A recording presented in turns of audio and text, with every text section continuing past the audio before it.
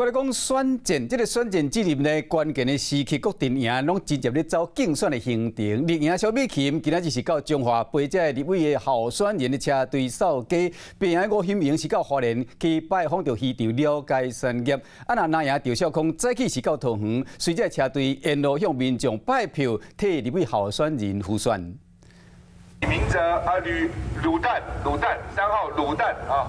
鲁明哲、赵少康摕风扇头对车队沿路向民众拜票，今仔日到桃园摕行辅选，刷一个不4字，叫袂出人的名。多谢挥手，谢谢。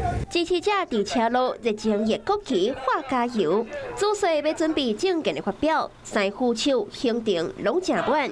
民进党副总统候选人吴欣盈到花莲做事，原本党部安排讲台，结果伊煞直接行到支持者面头前。近距离活动，各做伙翕相。就介意啊，足久无来啊，今仔天气嘛足好诶。我咧业界吼，在业界咧金融业吼啊，慈善领域我已经有差不多20几年的经验嘛。民进党副总统候选人萧美琴是当下到中怀老厝，分别陪家囝车队扫街。这里面红米人会照顾我爸爸，人生当中有机会去到美国留学，摕到博士，返来台湾服务，啊，生我出来。另外，为着要抢选前，赖清德前一天到台北市上山区进安宫参拜，那国民党籍李登辉这段话嘛引起着讨论。赖副总统发誓在这个13为诞生的总统。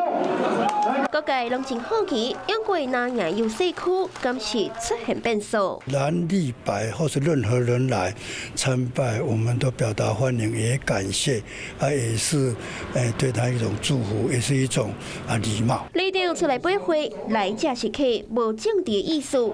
因到第选战剩无几天的关键时期，每一句话拢有可能成做焦点，要安怎解读，就自在人心。Hello， 我是林明瑞。想要抢先掌握最及时的新闻资讯吗？赶快订阅、按赞、开启小铃铛，锁定我们华视新闻的 YouTube 频道。